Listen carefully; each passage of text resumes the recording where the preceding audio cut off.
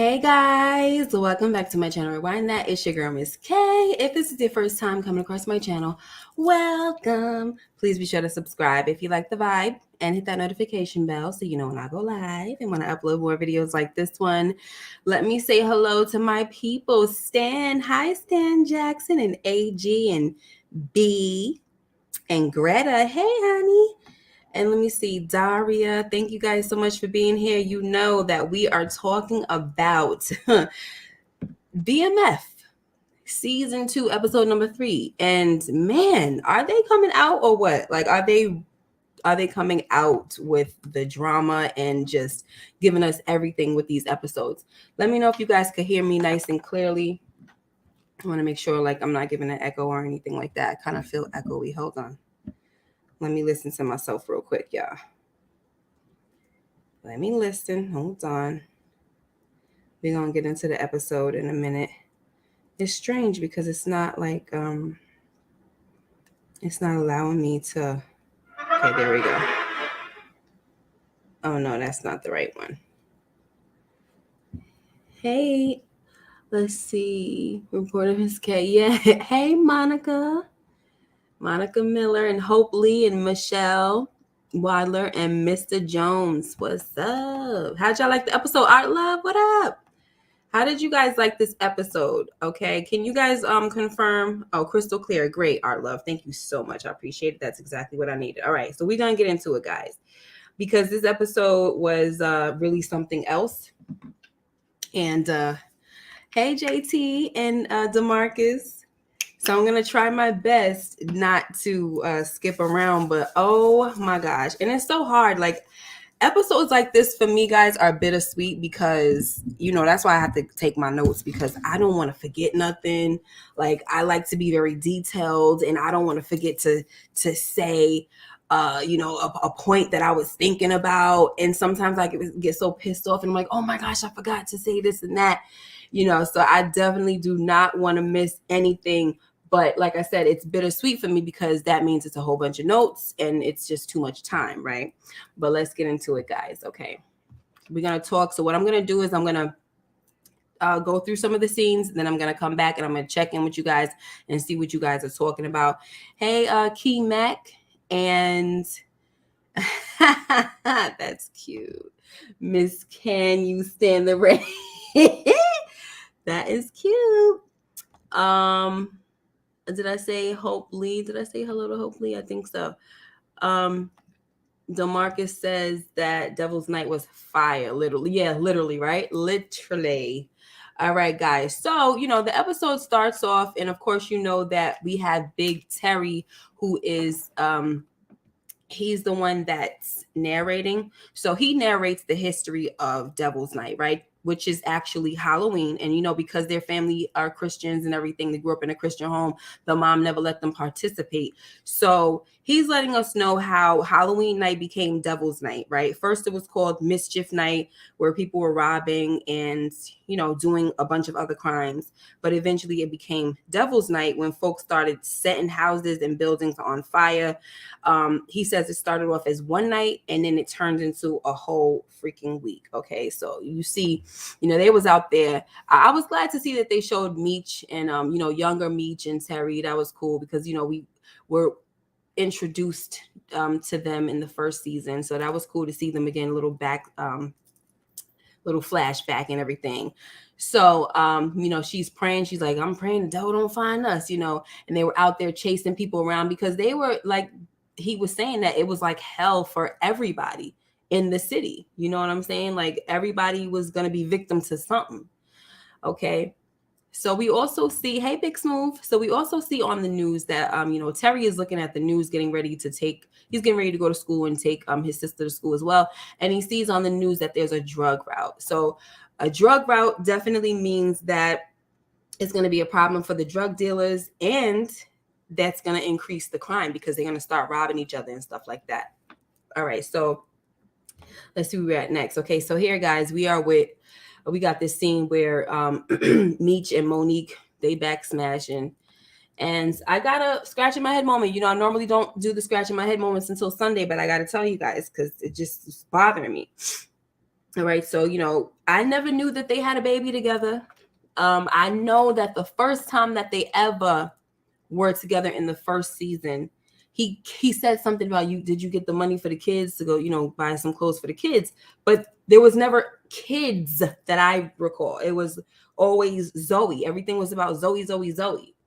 And I was just like, what is going on? So he said it here again, but this time we saw an actual baby, and we see that he has a baby with Monique. And the weird thing about it is that, she was like, I'm talking about the girl who plays Monique. I forgot what her name is. What was it? What's her name? Cash Doll or something? I forgot her name, y'all. But anyway, the actress that plays Monique, she was playing around in a video, and she was like, "Oh, this, my baby daddy and my boyfriend, they fighting. My baby daddy, and my boyfriend." So even at the time, they didn't even establish that these was both of her baby daddies. So this is some crazy business going on, y'all. It's crazy. Thank you, Cash Doll. Some crazy business going on, y'all. This ain't what it was. I think because somebody must have went back and saw the other episode where they was smashing, and he said kids, and they never showed kids. So I guess they wanted to correct that. They should have just left it alone, honey. They really should have. So I had to go dig. Like, let me go back into a certain episode. I was up at like 5 a.m. doing this crap. So this is his baby that he has with Lori, and then this is the new baby. So this is TT, and this is Nene. Okay. So we just gonna move that along, honey, because I don't know what in the world this is happening. I don't know what they doing with this one. That's a ball drop.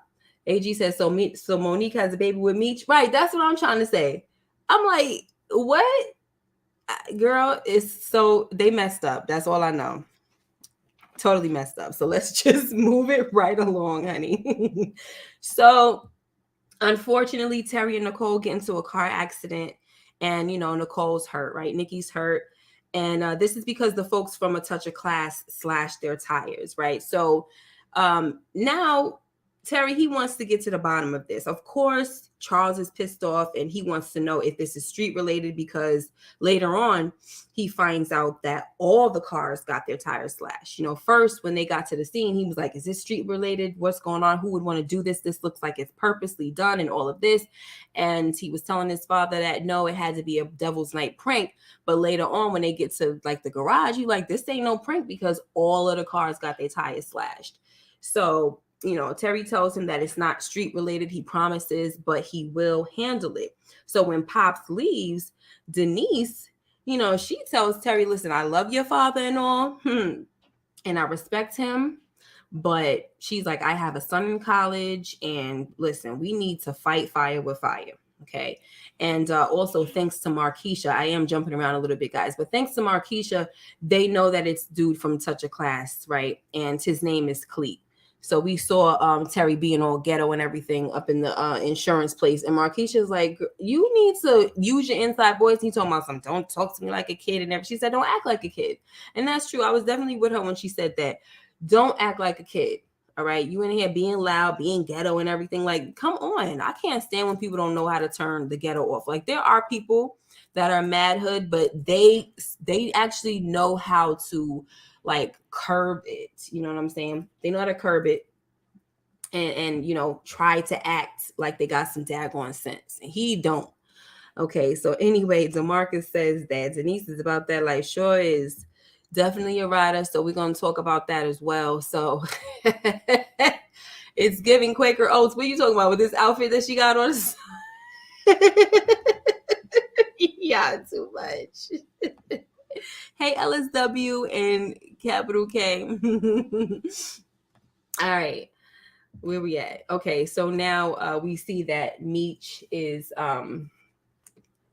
where are we at, guys? I gotta make sure that I'm on the right path. Okay, so Meech, he wants a re-up, right, on consignment, because his cousin called while he was with Monique and the cousin from Cleveland, and he got jacked. So K9 tells him to handle the loud dude, which named Travis, and go find him, bring him back alive, and you may or may not get the re-up. So this was already a no guaranteed mission. Okay, like he's sending this dude out here to do work for him, and it's not even guaranteed that he was going to give him the re-up, because he did mention to him, he was like, yo, to be honest, this little drought is actually working for me. Withholding it and everything is actually working for me instead of distributing. So yeah, but anyway, he said he tried to spit his gospel back at him and all that. Meech is good for that, but he's learning. He said, I'm trying to show you that I'm listening. And it's true. I will say that K9, thank you, AG. I will say that K9 does drop some jewels on Meech a lot. It seems like every time they get together, he's teaching him. Okay. So we still haven't seen all the crazy yet. I mean, we've seen crazy, but we didn't see him bring it back. We saw it one time, we haven't seen it since then. Okay. K9 was foreshadowing about cousin in Ohio. Okay, so where am I at? All right, so before Meech leaves, right, K9 tells him to remember that blood doesn't make you family, right? It's loyalty that makes you family. And he tells him to check the story of his cousin, like check your cousin's story to make sure it's real. So, once he said that, definitely is going to be an issue. We already know, right, guys? So next we have Detective Bryant, and he tells Detective Jen that he interrogated some dudes, and she's not happy that he did it without her. But anyway, he still went ahead and did it, right? And he found out that he found out that the two street crews, 12th Street and 50 Boys, they have merged, and now they're calling themselves BMF. So he tells Detective Jen that he is because he knows that Meech is the one that's in the forefront of it all, right? He's leading the pack. And he's like, I'm definitely going to take him down once and for all. And so Detective Jen was like, yo, what is this hard on that you have? Why do you have such a hard on for Meech? But in this instance, she calls him Moby Dick, right? So Detective Bryant says that it's because Meech is responsible for destroying this community. And I honestly can't agree with that, guys. Like that right there was kind of, I feel like that was stupid to say, that he's destroying the community.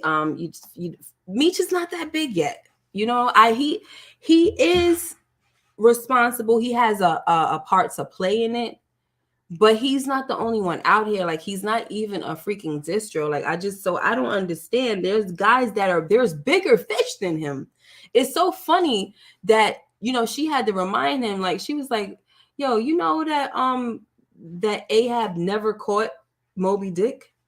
And he's like, no. So he don't even know his history. He over here trying to compare himself to Ahab and Moby Dick, not knowing that Ahab never caught Moby Dick. So he's a freaking idiot, first of all. That's number one.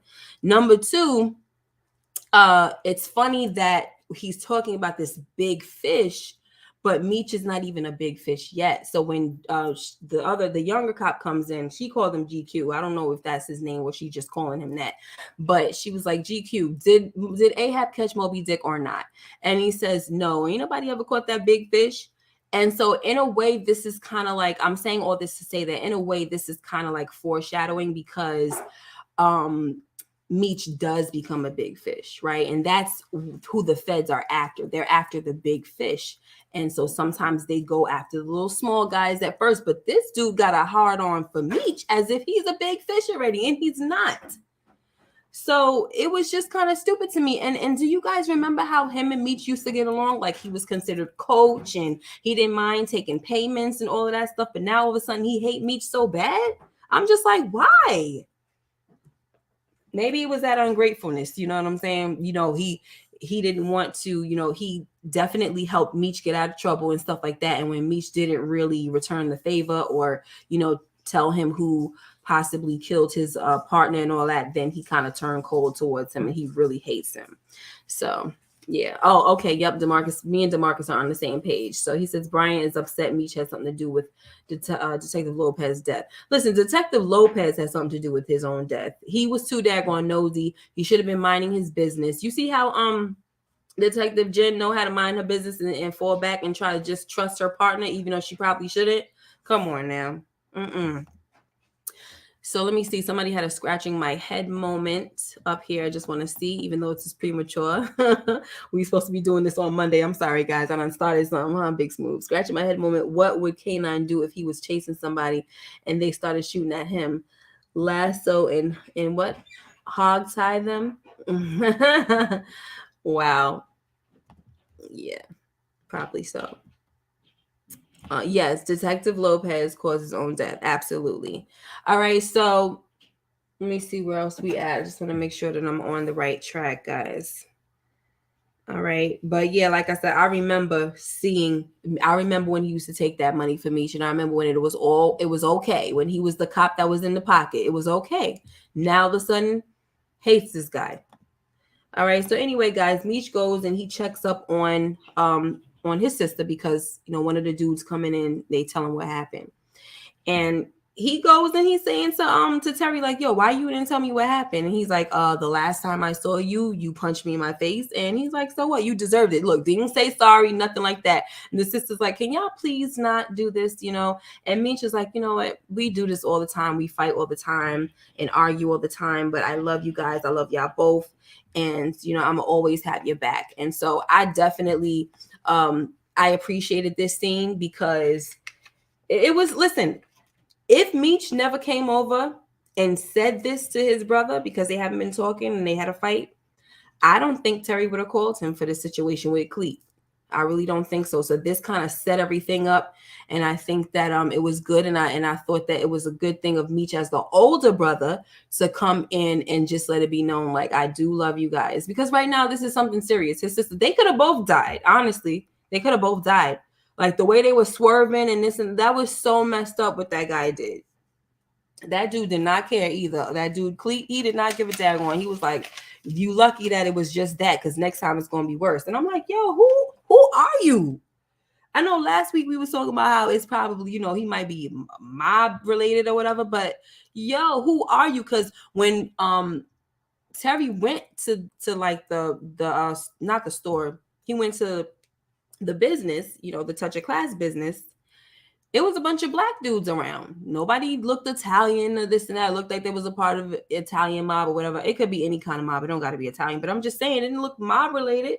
So I'm like, yo, what the heck is going on? I'd like to know more about this guy. I still don't think it's going to be the last of this Touch of Class dude. I hope it is, but I don't know, y'all. Okay, so I like the fact, like I said, that he said, I got your back no matter what. And this is when Terry was like, look, true, but I'm still gonna go handle this on my own. Okay. So now we got Marquisha, and she is definitely turning Terry on to the finer things in life. She got him tasting calamari and all that. And I love me some fried calamari, y'all. I'm not gonna lie. So she tells him that he could exist in the hood, but it doesn't mean that his mind has to. So Terry definitely liked the calamari too. He said it tastes like chicken mixed with shrimp. Okay. Now, Marquisha also tells Terry that he doesn't want to step to a man like Clete without backup, because, like I said, she was the one that let it be known that, who it was. Right. And he was basically, that's when he was trying to turn up and be all ghetto up in there, and she was not having it. All right, so this is where he apologized, and I feel like they're spending a lot of time, and I'm actually happy that we got a little of a backstory of what's going on in her relationship, because in this scene right here, he asked her, he said, "Are you happy?" Because we saw nice big old smile on her face and everything, and he's asking her, "Are you happy?" And she's like, "I don't have time to think about that right now. My boss has me working these longer hours and all of this and that and the third." And I'm like, okay, well, something definitely going on between her and Boom.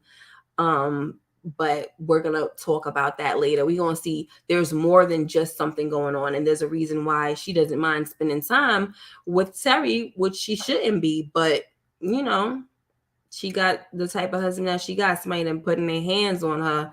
And you would think, though, honestly, that a woman that might be getting her hands, that's her husband is putting his hands on her, would be scary. You know what I'm saying? Be scared to go out with another man or be seen with another man. She is not a scary one. So all battered women don't be scary. Okay.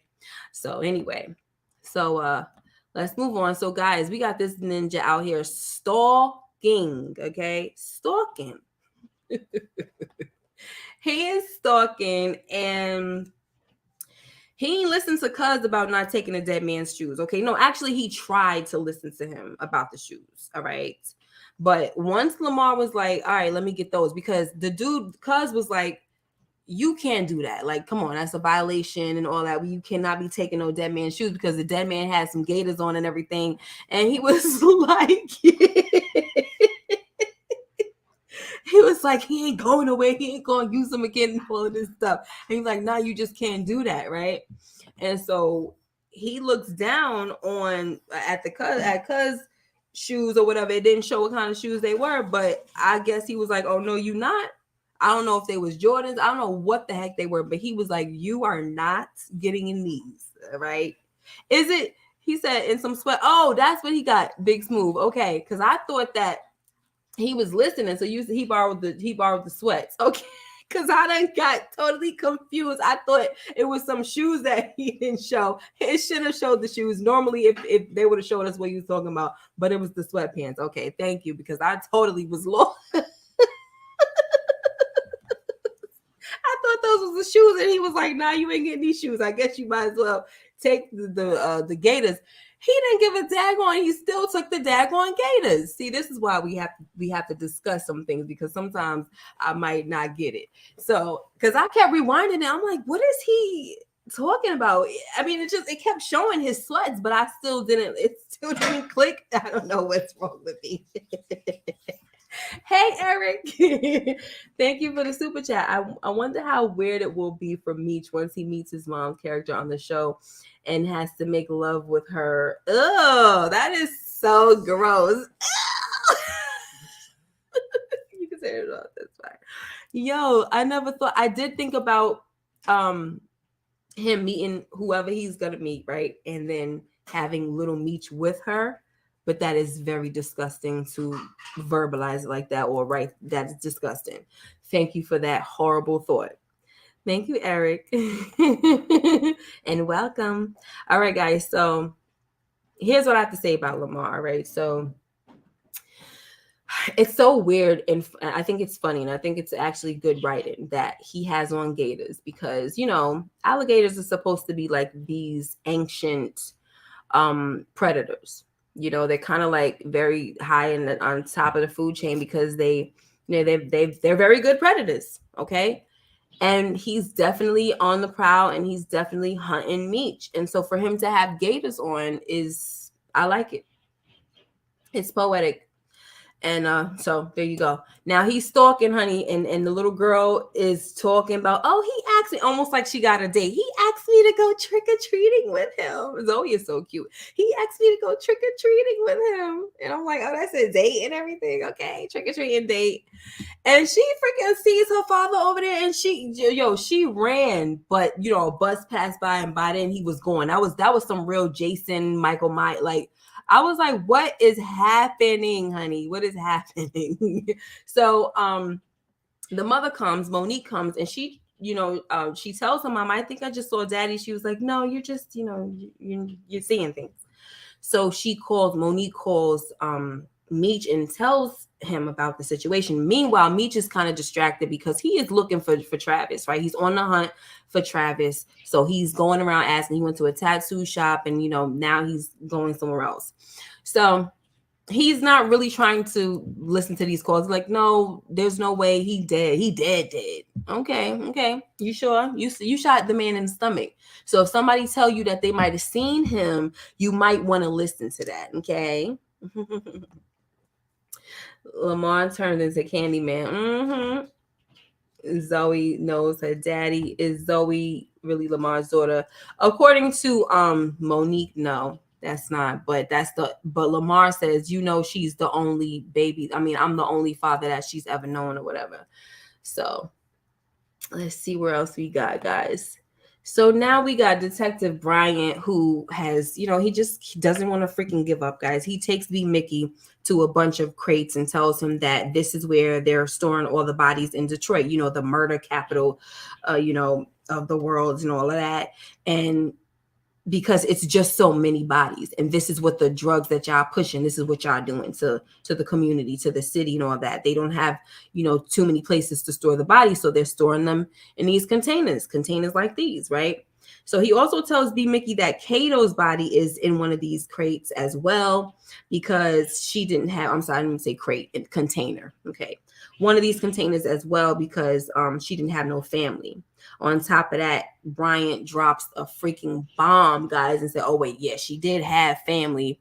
It showed a little sonogram, little file with sonogram and all of that she was pregnant, guys. So B Mickey done committed a double homicide without even knowing it. And he freaking vomits. And I'm not gonna lie, guys, I actually feel sorry for B Mickey. Like, I have gone through my moments where I couldn't stand him last season and all that, because I just felt like he was jealous of Terry and this and that, and he would overstep and just do things. Obviously when he shot and killed what's the first dude that he killed? J Mo. Sorry, I didn't even say that. J Mo. I just didn't like him from that. I just felt like he was a loose cannon and everything. And just because he wanted to be one of the people that had control of their little circle and, the 50 boys, he just was one of those kind of folks that was like, well, I'm going to do whatever I want to do and stuff like that. I don't like it, guys. I didn't like him, but this moment made me feel bad, because I'm just like, dang, he's just really like torturing this dude every second, every chance he get, he's torturing this guy, right? So exactly what Detective Bryant is doing to get in his head. Like, he's just trying to make him think that Meech is just a horrible guy. He's not really your family. What kind of dude, how you calling yourself BMF, or what kind of family would have a man kill his girl and his unborn child, right? And then he tells B Mickey. So B Mickey was like, all right, what do you want from me, right? He got him right in the clutches. So he's like, he tells B Mickey to tell Meech that he wants to introduce him to a new plug, and he'll do the rest. And I'm just like, oh my freaking gosh. So y'all already know that this is exactly what B Mickey does. He tells Meech about it. And we'll talk about all that later, because he's definitely going to want to eventually meet up with that plug. All right. So next, guys, we're going to talk about this whole thing. So from right here, we're not going scene by scene. I mean, we kind of been out of this stuff anyway, but we're going to talk about this whole thing with Charles and freaking his wife, Miss Lucille. All right, so Miss Lucille done told Pastor Swift, honey, that her man got some dirty dirty magazines, and and that there's trouble in the bedroom, child. Like, yes, AG, I cannot with the wig. I cannot, because Snoop got them dreads and they can't hide them too much, but it just looks crazy. They could have did a little something different for my man, okay? Don't mess with my Uncle Snoop like that. But anyway, so she's she's telling him that it's trouble in paradise, right? And like I said, Charles got the dirty magazines, all right? And Pastor Swift, he told her that, she better find a way to be more desirable than them women in those magazines, okay? He also tells her to humble herself and submit to her man. And she was like, I got to be honest, I do not know how to do that. I find it hard to submit to a man. And he said, well, you better pray and find out how you're going to do it, girl. You better pray. Now, I'm not going to lie. I actually liked the way he handled the situation, because he didn't handle it he didn't handle it in a way that he was trying to take advantage of her. He gave her advice, and then he gave her advice that I guess he felt the woman should hear, what she should do. And then he tried to go and give Charles advice, but Charles was very, rude about it and things like that. Like, get out of my face before, I hit you. And I never hit a man, I wouldn't hit a man of the cloth, but you say one more thing and all of that. And I'm just like, are you serious? Are you really serious right now? Because what is he really saying that's so disrespectful to you? He's telling you what your wife did. I mean, I think it's best. Look, of course, this is something that's going to piss Charles off. But I feel like it wasn't a bad move as a pastor to come and say, listen, your wife has some concerns. I'm going to just let you know. Instead of making it, like it's behind your back. You know what I'm saying? Like, instead of it's like me and your wife are talking about this, I'm going to let you know what's happening, what we're talking about. And he said, don't talk about my marriage bed again. And he didn't even talk about his marriage bed again. He just said, I'm just saying that I'm here. I respect it. He said, I respect it, but I'm here to give you counsel if you need it. And he said, you've been warned. I'm like, really? What are you warning him for? You said what you said. He said, I respect it, but I'm going to do what I have to do or whatever. I'm going to be the pastor. Okay. So Big Smooth says, no, Charles wasn't wrong about checking the man for talking about his bedroom. He's not talking about his bedroom as much as his wife is. He's going and telling the dude what your wife just told you instead of keeping it between him and his wife. So I respect that more. Instead of you just walking around looking at the man knowing daggone well that he got some dirty he got some dirty magazines. You know what I'm saying? So that's how I feel about it. But whatever. I'm a woman, so that's a woman's perspective. Anyway, so that's what he says. You've been warned and all of that. Charles just gets on my nerves, honestly. I'm not sure how much I'm gonna be liking him. But anyway, the reason why this whole thing happened, guys, is because this ninja right here is all up in this lady's face playing. First of all, Lucille was loving the music. She was loving it, clapping and all happy and everything. But Charles was all up in this lady's face. And I was like, what is happening now? And she's looking at it like, what's happening now too? Like, he over here smiling all in her face and everything. So I don't know, guys. This whole thing was messed up. Big Smooth says that Lucille wasn't right for blabbing about the issues like she did. I don't believe she was right. I'm definitely not gonna say she was right. But I just kind of don't like the fact that Charles was talking, like Charles brought it there. He could have checked him. He could have checked the pastor without threatening to hit him. Like, that was just a little disrespectful. If you don't got no respect for your pastor, you don't need to be in his church. That's how I feel. That's almost like saying, somebody, if they're not going to respect you in your house, they shouldn't be in your house. That's how I feel about that situation. Charles is sexually frustrated. Charles gonna hit that lady that he fixed her fan. All right. Pastor Swift did throw a low blow about but he did, and I was happy he did, because I feel like it needed to happen, because after a while he kept coming at him, threatening him. So I feel like when he threw the low blow, like put them dirty magazines somewhere else, hide them somewhere else, I was like, good for you. Let me see. AG says, Lucille telling the pastor about their marriage / bedroom. Swift wasn't wrong for speaking with Charles. That's how I feel. I don't feel like he was wrong for speaking with him, because it was like he was trying to give advice to both parties and they were separate. Okay, now for Charles to go home and beef with Lucille, I don't got no qualms about that. Do what you got to do. But don't come down on the man. He didn't ask for this woman to give them the business, give him their business. Let's see. Charles more mad at the wife. I don't think it's what Pastor Snoop said. It's the fact that it's coming from Pastor Snoop. Maybe so. Hey, Little Rock.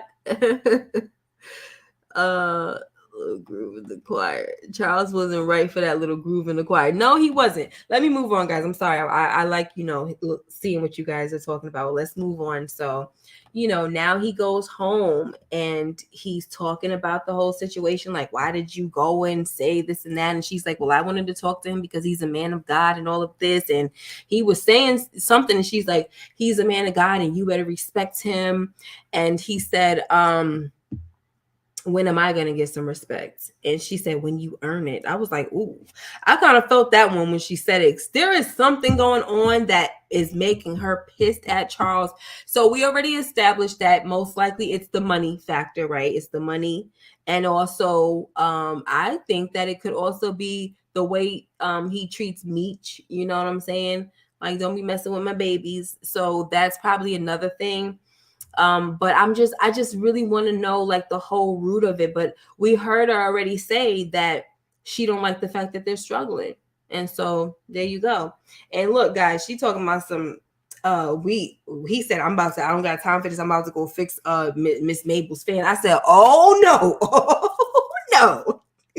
You do not need to be going over to Mabel's house. And she got too much trust in Mabel, honey, to be letting her man go over there after he's starting with the dirty magazines. Now he all up in the lady face at church, and now he going to fix Miss Mabel's fan. Oh no, honey. She should have been like, all right, I'll be over there in a few minutes. I'm gonna bring something by, and I'm gonna come sit down with you and Mabel or something, because you are not going over there by yourself. Heck no. Okay. So I was just like, no, this cannot happen. I really was expecting him and Mabel to get it in. I'm not gonna lie. And I'm so happy that they didn't. So yeah, she said, when you earn it. And listen, when he said, I'm going to fix Mabel's fan, she was like, what about these walls? What about our walls? It's been 2 years and this and that. And I'm like, girl, I know those are not the only walls you are talking about, honey.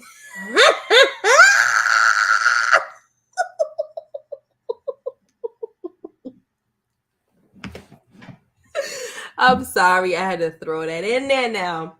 She's talking about, what about these walls? What about these walls? Okay. What about them?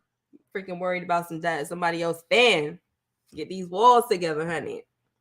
So he gonna go over to the daggone Miss Mabel house, and she dancing and prancing. I could, oh my gosh. Like, I was so irked by Miss Mabel. Really, really irked. Like, yo, this lady, this supposed to be, first of all, family friends, and you over here got your cleavage out, and you dancing and prancing and this and that. And then he gets down and dancing. He like, let me get up out of here because it's getting hot, honey, and steaming. So, it's getting hot and steamy. Let me get the heck up out of here. And she pays him money. He's like, nah, we family and all of that. So she's like, I'm not gonna what he say? She said, no, let me look what she said, guys, because she said something about respect. And she said, your time and your work is valuable and I respect it. And what did he just hear from his wife? He said, when am I going to get some respect? She said, when you earn it. And here you got this other woman dancing and prancing, tight dress on, boobs out and everything. Okay. And then what was the word that she used? Respect. I respect it. Mm-hmm. No, baby. That's all he needs to hear, because he ain't hearing it from his wife. And he just heard it from Miss Mabel. Oh, no, child. Bad news. Anyway, guys, I thought the scene right here was pretty sad. Very, very sad. Oh, this is a lady named Grace. Now, she is willing to give up Travis. Travis must be somebody related to her. I don't know, what the heck is that, his sister? I don't know who the heck this woman is to Travis. But she knows where Travis is, going to tell Meech where he lives as long as she give him a hint. She's like, I'll do this and that. Come get this pig, all of that in front of her baby. And Meech is just looking like, oh my gosh, like, how could you do this in front of your child? And he finds out that this used to be his babysitter. And because she was singing bingo or E-I-E-I-O. What's she saying? B-I-N-G-O, B-I-N-G-O. She was singing that. He said, I know that song. I said, what? Really? So does half of the world. Like, we all know that freaking song. Duh. And he's like, I know that song. It's not like it was a special freaking song. And that's how he realized it was Grace, like the one that used to babysit. So she was like, Meechy, all of this, right? But anyway, poor baby, like he was like, when the last time you ate? She was like, no, don't worry about her. Worry about me. You know, come do this and do that. I'll do this for you. Blah, blah, blah, blah, blah. So he has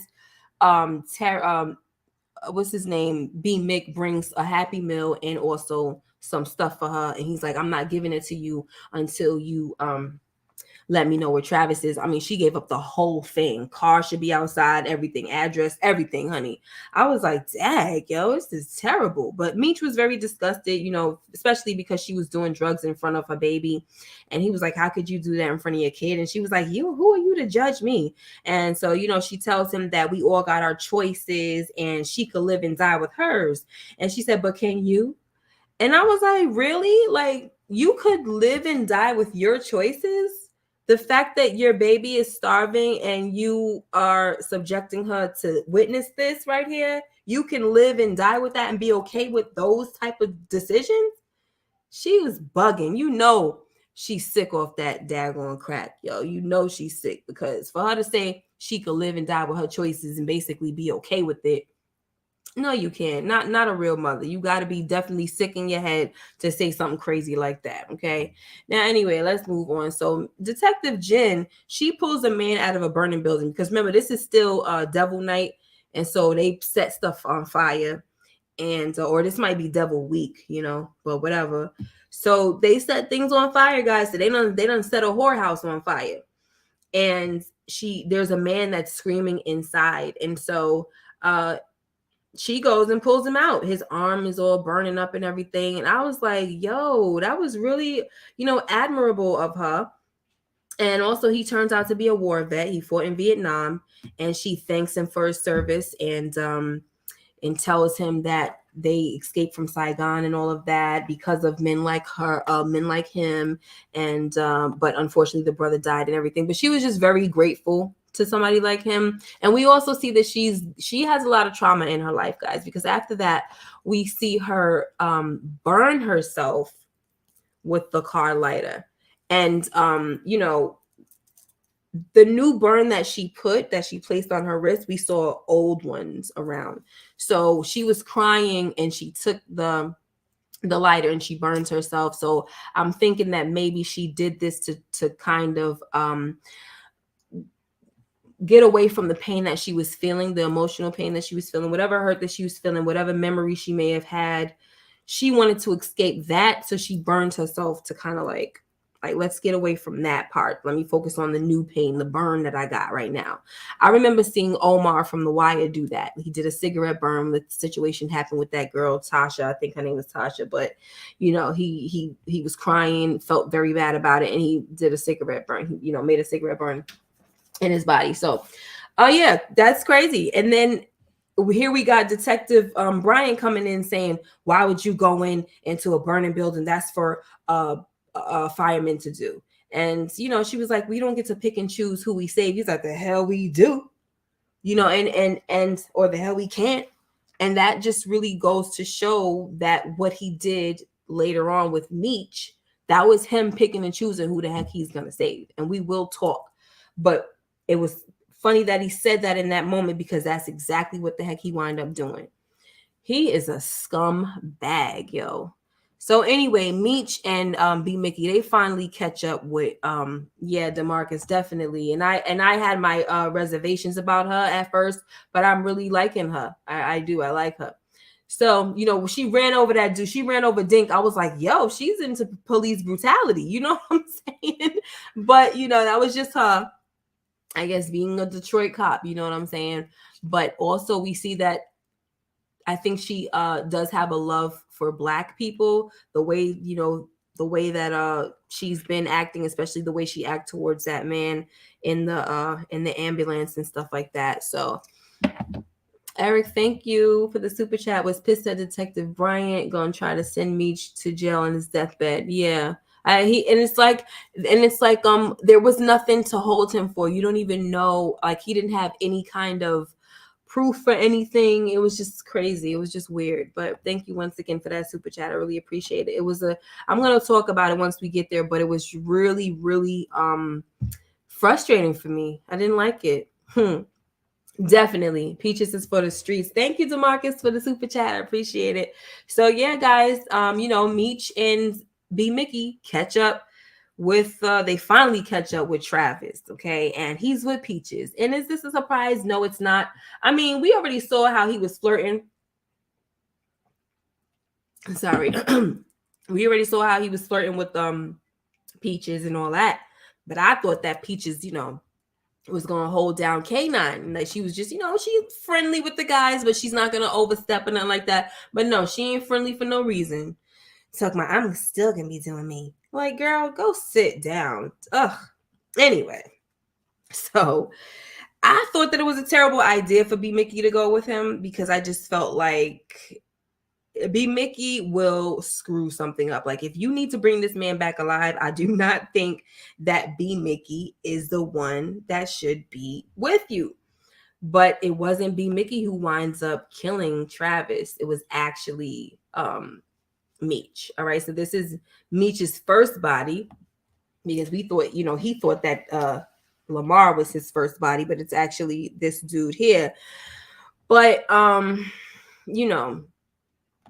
Peaches comes out, and first of all, he said, yo, we were supposed to bring him alive and all of that. And B Mickey was like, what the heck were we supposed to do? He was busting shots at us. And it's true. Like, what the heck we gonna y'all too much.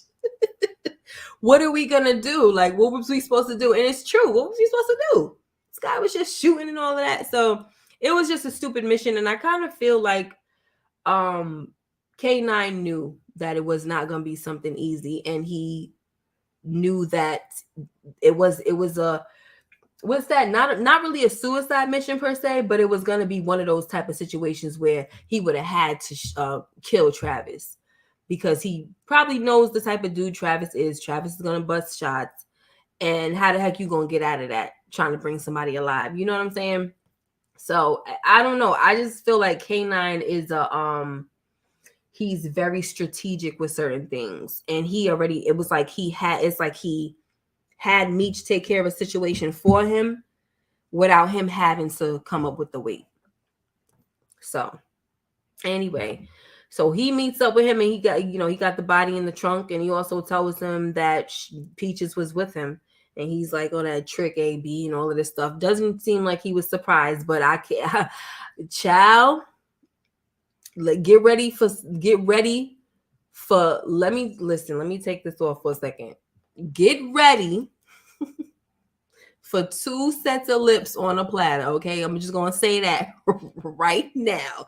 The lips on freaking Peach's face, and the lips in her peach. The lips, the downstairs lips, they all gonna be on a platter, okay?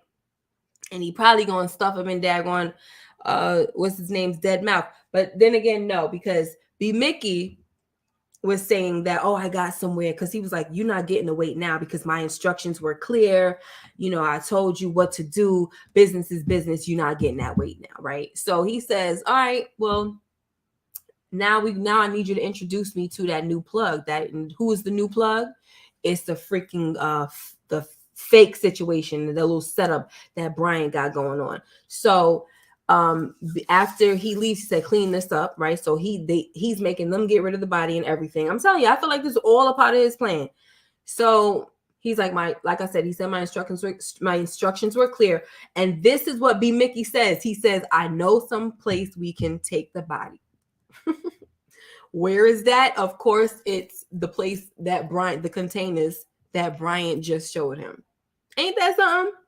So he getting hip to various sides of things, because he's working with the freaking cop and he's working in the streets. But anyway, so he said, all right, but first I got something to do. That Meech is like, I got something to do. So that's when he goes and he meets up with his brother. All right. And so that's him catching up with Clete. That's Meech and Terry catching up with Clete, all right, because his brakes was acting up because it thanks to Terry and Denise, especially thanks to Denise, because she knew that you could do something special that was going to melt something together and tear up the brakes to where you couldn't detect foul play and all of that stuff. So he's driving and he cannot brake. So he finally slows down on the side of the road, and you got a car coming in back of him.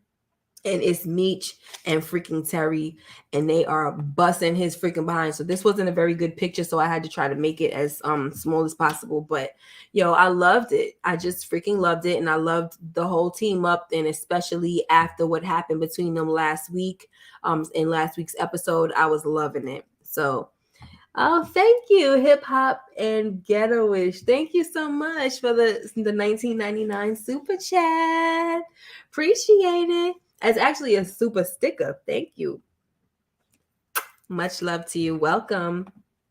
So, like I was saying, I like the fact that, this is brothers coming together. Like, we're not going to hold on to any beef or anything that we had going on. That's us being brothers.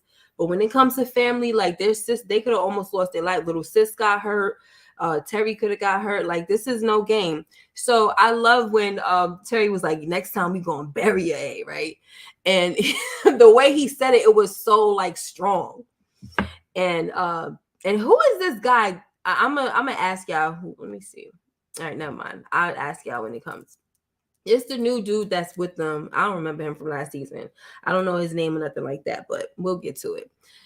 So he was the one that was with them. It wasn't B. Mickey. He was the one that was with them, stomping the dude out, stomping Clete out. So do y'all think that Clete is going to come back? Do y'all think he knows that this was Terry? He has to know that this was Terry that came after him, because this ain't no regular Flannery car service situation. You don't know who he affiliated with, just the same as they know who Clete was affiliated with.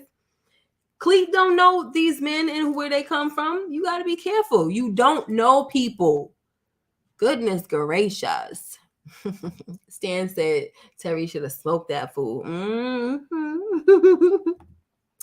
Shout out to Denise for helping Terry too. Exactly. Shout out, honey. She came through. Thank you, Eric, for the super chat. I thought Touch Your Class is Italian mob, but he had nothing but black dudes about to fight Terry. Right. I said the same thing earlier before you came. I mentioned that. I mentioned how we talked about the mob situation possibly. That he could have possibly been with the mob, but then all we saw was black guys. So it's just like, I don't know, what is he? Because he sure don't handle things as a businessman, though. He sure don't. Oh, thank you, Michelle. I appreciate the super chat. You guys are blessing me. I really appreciate it. Really appreciate it. Thank you so much. B said, I think White Boy might come back especially if he's with the mob. Right. Especially if he's with the mob. But is he with the mob? That's the thing. Who is he with? You know what I'm saying? That he thinks he could get away with this kind of stuff. Talking about some next time it's going to be worse than the tires being slashed or whatever he said. He was in last season when Bryant tried to rope up the whole crew. He was the one picking up the pieces with the city truck. Okay. All right, guys. So let's move on now. So after he was gonna put that work in on Clete, this freaking dude decides that he want to go over to the insurance place and see his love. This ain't his love yet, but clearly. And he's like, yeah, Big Smooth. I don't think he's Italian. He does have a different accent. All right, but anyway. So she's locking up and she's like, I'm working late and everything. And then she doesn't want to look at him. But I mean, immediately you can see that she has a little shiner, honey. She's got a shiner. It's not funny. And boom, no went upside her face. And it's messed up. So we see that this man, obviously we talked about it earlier. He's putting his hands on her. So he's like, what happened? Look at me. Because she didn't want to look at him. And she said that he got mad like he always does or whatever. And he's like, I promise you I'm going to handle this and that. And she's like, no, he's my husband and the father of my child and all of this. And he's like, I don't care about that. And I'm like, whoa, Terry. You might have to mind your business with this one now, honey. Like, she's not your girl. And she's a married woman. And I'm not saying that, please, guys, I'm not saying that I want her to be in this situation. I would love for her to get away from Boom. But for another man to get involved and handle it, I don't think that's a good idea. And plus, he has his own child and everything, and it's just not a good idea. But I wonder, do you guys think he's going to actually handle Boom, like kill him or anything, start a beef with him, or is it just that she's gonna leave Boom for him? I kind of see her leaving him instead of him killing Boom or anything like that. So we haven't even seen him, so we just hear about him. That's it.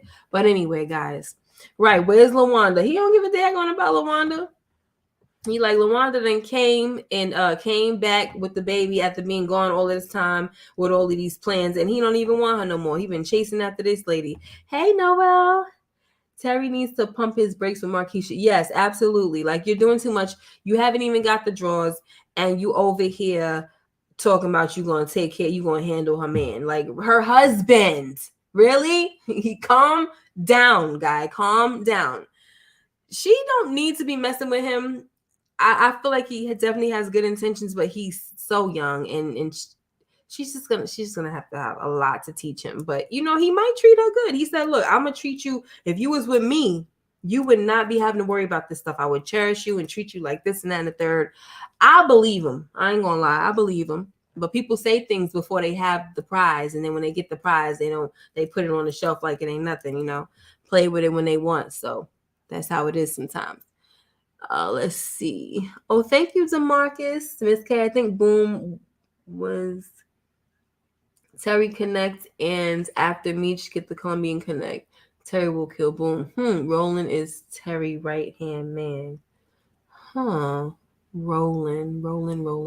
Who is that? Some of these names, y'all, like, if they're not people that y'all be knowing the names, all of the names, but if they're not, if they're like these side characters besides Dink and Saki, I don't know them. I don't be knowing their names. Roland is Terry's right-hand man. Who is Roland? Is that the dude that was with him at the basketball game? All right, guys. So here we go. We're getting down to the wire now. So they talking about the situation, and Terry was like appreciative of his brother, like, thank you for having my back, and Meech is like, you already know. So he goes into the Coney Island, because they're in front of the Coney Island now. In real life, it's not exactly what happened, but it happened in front of the Coney Island. But according to the documentary, from what I know, Terry was not there.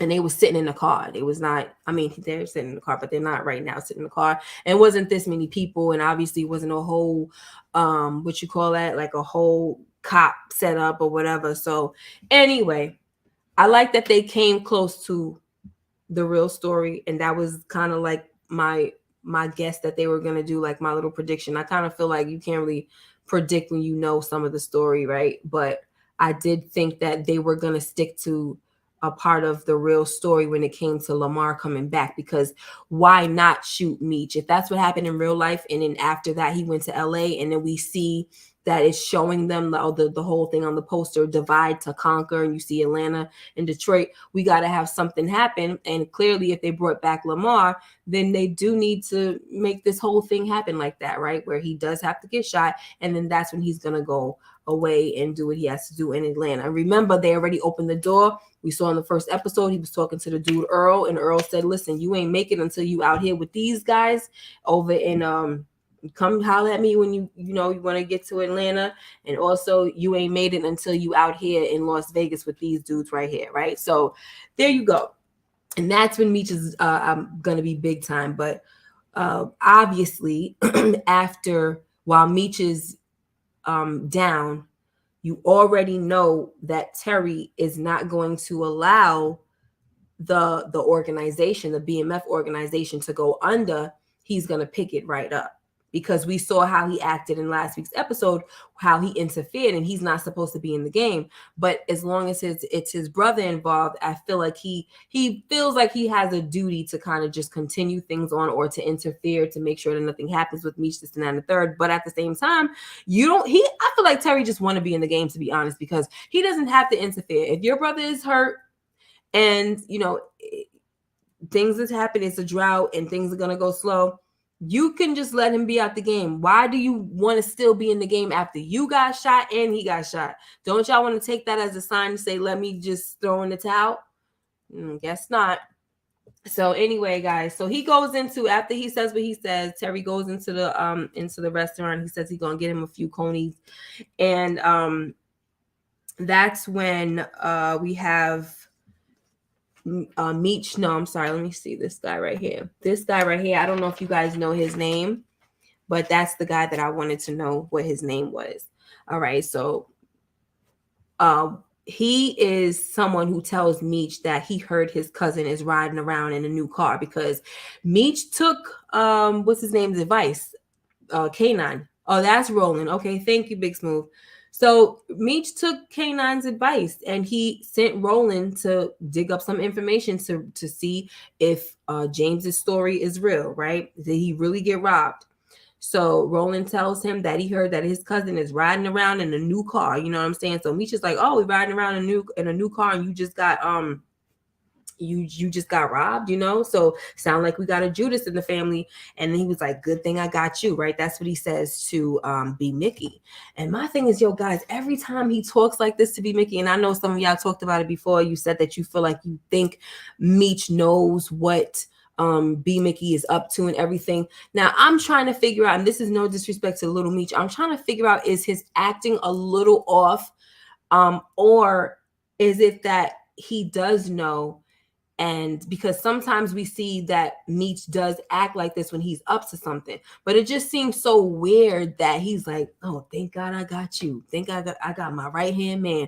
Thanks to B Mickey." It just sounds so like, it sounds fake. Like, I know, like you're secretly antagonizing him to, you know, make him feel bad because you know that he's a freaking snake, right? So anyway, so, you know, they get in the car. He said, "We're going to go and meet up with this Connect." And as they're sitting in the car, first of all, B Mickey, he sees Detective Jen and Detective Bryant across the way just watching. And I guess he's getting a guilty conscience, you know, because look, when he's with Bryant, Bryant is all in his head, like trying to paint this terrible picture of Meech. Then when he's with Meech, Meech is like, "Oh, you're my brother, you family, this and that. You the man. You're gonna be second in command. You this, you that, you know, whatever, right?" And so it's making him feel like he's just being pulled both ways, and it's really messing with his mind. And I don't know, guys, the way things are going with him, it's almost, yo, I wouldn't be surprised if he offed himself at this point. And the fact that they brought up a Judas situation, y'all know what happened to Judas, right? He offed himself. So if they brought up this whole Judas thing, that could be a whole little foreshadowing thing and everything too, because, oh, we got a Judas in the family, not knowing that the guy that you're putting your arm around is actually the Judas. And the thing about it is, I don't know if y'all know, I'm not trying to get preachy and nothing like that, but, and he cannot compare Meech to Jesus. So just bear with me. Judas stuck his hand in the bowl with Jesus at the same time. So we got this dude with his arm around B Mickey talking about some, oh, you know, we got a Judas in the family and all of that stuff. So I don't know. Like I said, I don't think B Mickey's gonna survive. You know, people say they think he's gonna die this season. I think that's highly likely. But will he die by somebody else's hands, or will he die by his own hands? So now that's the way I'm thinking now, because if you see the way they are playing on his mind, yo, I feel like his guilty conscience is going to get the best of him. I don't know, but that's my thoughts, guys. I don't know. All right, so him getting out, guys, is on him getting out the car and then going to the payphone. I'm like, what the heck is going on here? Who are you about to call? Are you calling Detective Bryant to say, "Yo, I'm not gonna do it"? Like, what are you doing? What are you doing right now? What's happening? I was so confused. But anyway, out of nowhere comes freaking Lamar, and he is driving up in close range, shooting at the car. You see that he tries to push Roland. Looked like he tried to push Roland toward, you know, out the car or out the way, kind of maybe trying to protect him too, or whatever. I did see in the documentary that the Meech really did push the other guy out of the car, and then he drove off. But this was just so sad, guys. Like, he sped off, and then the fact that this daggone scumbag of a cop detective is like, put your hands up, this and that, and pushing B Mick out the way, and he got his gun all on them and everything. I was like, are you freaking kidding me? Are you kidding me? And so you see Meech is slumped down and he's falling and everything. Like he just got shot. He just got shot. What the heck is going on? I don't understand it. Like, why are you over here trying to make this dude die? Like, the hate that he has for him is just beyond me. It's crazy. So thank God she comes through and saves the day. Like, yo, he needs medical attention. What the heck is wrong with you? So she tells them that she's gonna provide an escort. Put him in the back of your car. We're gonna provide you an escort to the hospital, and that's what happens, right? So they get him in the back of the car and everything, and they're on their way to the hospital. That's how the episode ends. But so the episode ends with Meech in the back seat bleeding out, and breathing really hard, and Roland is holding him. And I'm like, yo, he remind me of TT from freaking Set It Off, yo. Y'all remember that scene? TT back there breathing like, okay. That was sad. I'm not trying to make fun, but it was sad. That was bad sad. We can laugh about it now, but it was sad. But he back there breathing like TT. I was like, dang. Okay, so guys, this scene pissed me off. I didn't like the feeling that it gave me. The best thing that I could compare it to, hey Kendall, thank you, babe. I'm gonna watch the replay. I'm gonna tell you what I can compare it to. As a child, when I watched, and then we're gonna get out of here. As a child, no, we got some questions first, and then we're gonna get out of here. As a child, when I watched Do the Right Thing and I saw what the cops did to Radio Raheem, I really was semi-traumatized. And this kind of made me think of that. Even though this is a black cop doing this to a black kid, it just made me think about that, because it was just like, it's for what? Like, it's for what? Like, Radio Raheem wasn't even doing anything really, And they just choked him out. They just strangled him. And this dude is dying. I mean, I don't want to say he's dying, but you don't know if he's dying. He just got shot close range, right? And he's trying to, stay up and all of that. And then he's telling him, put your hands up like that. And that's the same thing. Like, if I don't really go back to watch Do the Right Thing that much, but they kept yelling. The police officers was yelling at Radio Raheem while they was choking him out. And it was like, he's not doing anything. Why are you yelling at him? I don't know why this situation almost makes me feel like I want to cry. Like for real. Like, this really pissed me off. Because this is something that really happens, and it's so sad. And especially when you see that the person, they can't do nothing. They're not doing nothing. They're not going nowhere. And you're trying to make them put their hands up. The dude, it just got shot up, and you're trying to make him put his hands up. It's just crazy. It's freaking insane. Like, the thing that people need to remember, especially cops, if you have children, you have to remember, especially this is a black cop. Everybody don't know your child is the child of a cop or a detective. You got to remember that this could be your kid. So don't treat other people like that. But instead, this dude has such a hard on for Meech that he just can't help it, man. He just can't freaking help it. He was just gross and just disgusting. But I just want to see what you guys are saying, because I have a few questions before we leave, guys, because, after this situation, there's going to be some questions. All right. So AG says, I was thinking the same thing, Miss K. I was thinking B Snitchy is going to off himself due to the torment and pressure. Yeah.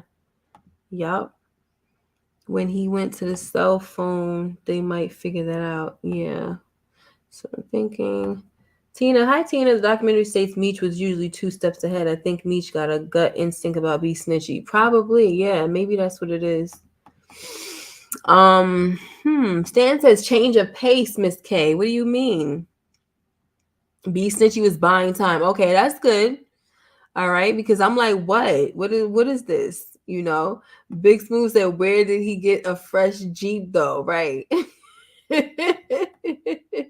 Meech may think Mickey set him up. Yes. Okay. So now that we're going into that, there's the questions. Okay. So here we go. After this, the aftermath. After all of this, once things cool down, Meech recovers and all of this, right? And people start thinking back at that night and what B Mickey did, how he stopped the car. And if you look, let me find it. If you look at this, right, the way the cars are parked, how you see how close Meech's car was behind B Mickey's car. There was not enough time to do anything as far as, of course, he's not boxed in, right? So he's not trapped. He could have backed out and, you know, drove forward. But that's if nobody's coming to shoot you. That's just regular. If I'm just, okay, this ninja, I don't know what the heck he doing. Let me get up out of here, whatever. That's, you know, that's just normal stuff. But the fact that they were so close and then here comes another car right there. Now he is boxed in. And so this could make it look like a setup. That's one question they might think, because he got on the phone and it does look like a stalling situation. Like, was you in contact with this nigga? Like, you knew he was alive still? Like, you know, what's going on? Another thing is that they're gonna want to know. Now you start thinking about all this other stuff. What the heck was Detective Jen and the other guy doing there? Detective Jen and Detective Bryant doing there? Why was they there? Why did they just all of a sudden show up? What the heck is that all about? It's not like they two officers on a beat or, you know, just riding through in a regular cop car. These are detectives. Why the heck was they there? Right? I mean, you can answer that question any way you want to, but I'm just saying that this is the stuff that not B Mickey. This is stuff that I'm sure Terry is going to be thinking about. I'm sure. You know, Terry got a very suspicious mind any daggone way. Meech don't be thinking like that, but Terry is definitely going to be thinking like that.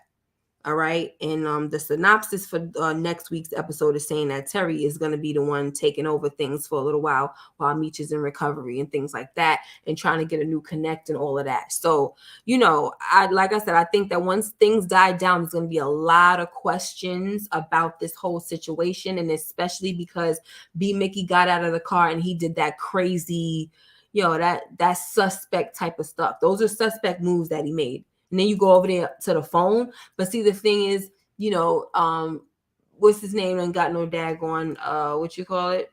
No cell phone. This dude over here, Lamar, he ain't got no cell phone.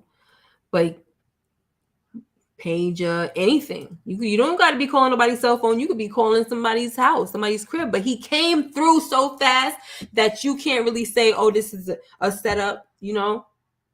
But he was parked right there. You're pulling off and then you stop and then they just right so close behind you and here comes another car. And then you still got the freaking question about the cars, about the cops being there.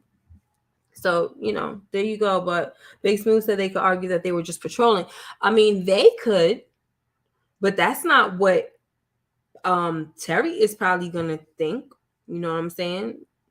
That's what the cops could say. We was just trolling through or whatever, patrolling through. I said trolling, patrolling through and all of that, you know. But too much of a freaking coincidence, because they could say that all day long, but they're gonna look at B Mickey. They're not gonna look at them dirty freaking cops. Well, I don't want to say dirty cops because Detective Jen, you know, she's cool. Stan says, guys, Meech might think that B Mickey saved him by stalling time, or like you guys said, snitching. Yeah, never know. But I see Meech might think one way, Big Smooth, but I feel like Terry is the one that's going to be thinking the right way. You know what I'm saying? The way that looks suspicious. I'm sure Terry's going to put two and two together. First, I'm just wondering if he'll share it with Meech or approach B Mickey on his own. Did y'all see how he looked at, hey, Samara, did you see how he looked at B Mickey? When Meech, Okay, so I'm talking about Terry, right? Did you see how Terry looked at B Mickey when Meech told him that thanks to him, we're gonna have a new connect, this and that and third? He kind of gave him a weird eye, you know what I'm saying? Like, oh, okay, that's good. Like he just, I don't think he ever really trusted B Mickey either, guys, So Kansas High says Lamar might have a cell phone. He was prank calling his ex, then put the candy in her door right after the call. That's true. That's a good one. Definitely a good one. Me saw his shooter, so he's going to think the cops set him up. Yeah, it's a lot. It's a lot of possibilities, guys. But we're going to get ready to get out of here. Let me see. I feel like, remember they put B Mickey in back of the patrol car. Ooh, I did not realize that. Oh my gosh. See? Thank you, LSW. Oh man. Big Smooth. I mean, it was Devil's Night. That is true. That could be Mickey's argument that it was Devil's Night. But Detective Bryant, though, you know what I'm saying? Meech knows Detective Bryant does not like him at this point. You know what I'm saying? Eric Iverson said, great minds think alike. My theory is exactly that Terry will think Mickey set Meech up in working with Lamar. Yes. We be here with it. Lamar, I'm about to call you Lamar. Oh my gosh. We be here with it, Eric. B Mickey change of pace. Okay. Nerves got in the way and B Mickey had to switch up quickly. It happened so fast, hit the curb and skedaddle. Terry should wonder how did Bryant and Jen get to the scene so fast after Meech. Yeah, so see, we're all pretty much on the same page. I'm gonna read this one more and then we're gonna go. Never mind. I'm gonna read one more after this. Detective Bryant made me so angry in this scene. Why are you trying to arrest Meech when he's bleeding out? He's not able to do that. He's so consumed with nailing Moby Dick. He's a clown. He really is. He's a freaking clown. And yeah, he's definitely a clown. And I just, the opening scene with him coming to Terry's house and arresting him and everything. I don't even think he was the arresting officer. So he clearly, something definitely happened to him. So I can't wait till he gets busted for that gun for holding evidence and all of that, because he deserves it. He really does. He really, really freaking deserves it. Stan says that he is a black pig. Yup, scum cop. This is the one I was laughing at. Detective Jen no longer going to give Detective Bryant the drawers, right? Because I really thought they was going to have some, but he is he's horrible, guys. He really is. A new connect in a drought, capital K. Well, that's what they said on the synopsis, on the description of the episode. That's what it said. So never know, Stan said, until next time, peeps, I wish you love, peace, and soul. Have a great weekend. Thank you, Stan. Talk to you later.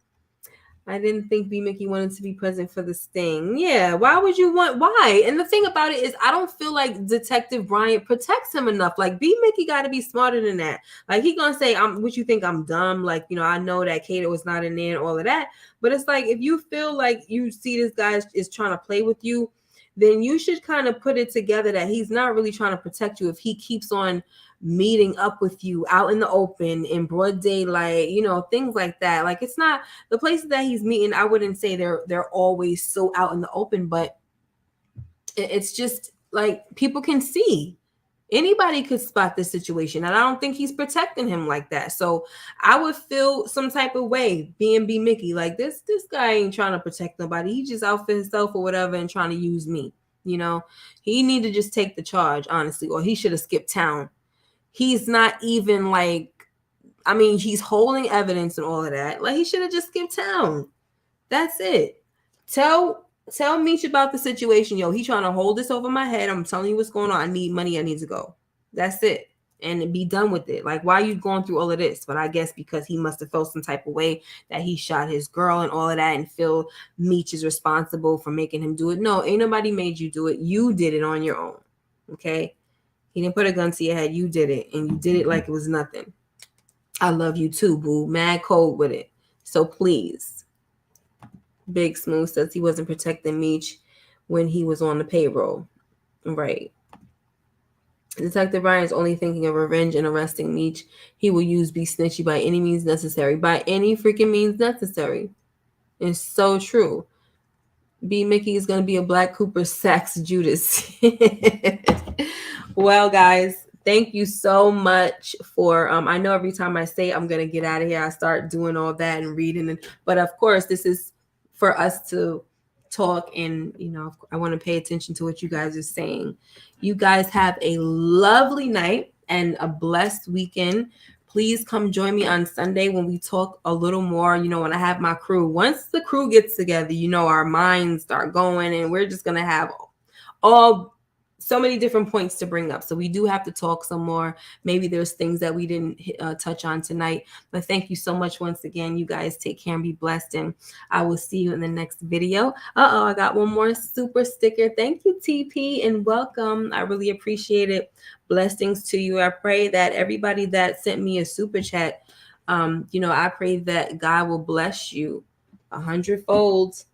I really appreciate what you guys do, and I really appreciate the help and the support. Okay? You guys be blessed. See you. Bye-bye.